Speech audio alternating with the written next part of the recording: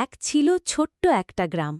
সবুজ ধানের ক্ষেত, কচি কচি গাছপালা আর পাখিদের ডাক মিলে সেই গ্রামটিকে করে তুলেছিল একেবারে স্বপ্নের মতো। সেই গ্রামে থাকত ছোট্ট মেয়ে মিষ্টি। তার স্বপ্ন ছিল একদিন নিজের হাতে একটা সোনার মতো সুন্দর মাটির বাড়ি বানাবে। প্রতিদিন সকালে মিষ্টি দৌড়ে চলে যেত নদীর ধারে।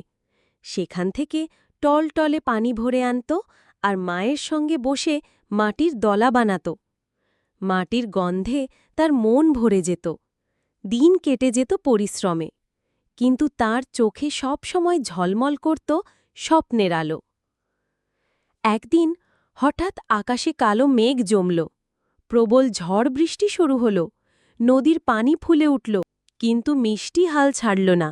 বৃষ্টির পরে আবার নতুন করে মাটি কেটে, খুঁটি পুঁতে, বাঁশ বেঁধে সাজিয়ে তুলল তার বাড়ি।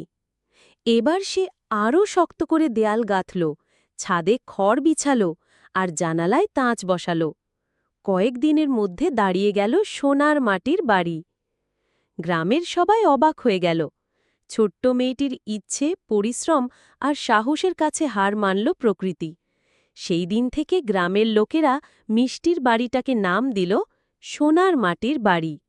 সন্ধ্যায় যখন সূর্যের আলো সেই বাড়ির উপর পড়ে, মনে হয় বাড়িটা সত্যিই সোনার তৈরি। শিক্ষা: স্বপ্ন যদি বড় হয়, পরিশ্রম আর সাহস দিয়ে তা একদিন সত্যি হয়।